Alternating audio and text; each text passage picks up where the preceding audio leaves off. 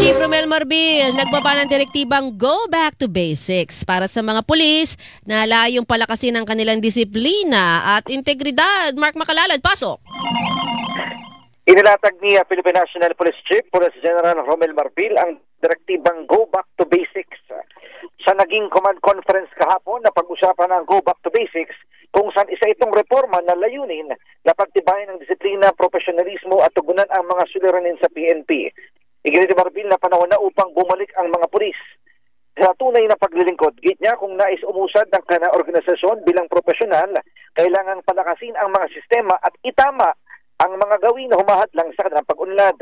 Kasunod dyan, itinalaga ni Marbil sa Deputy Chief PNP for Administration, Police Lieutenant General Jose Melencio Nartates Jr. para pangunahan at tutukan ang pagpapatupad ng Go Back to Basics program para tiyakin ang nagkakaisa at pantay at masusing pagsubaybay sa mga polis.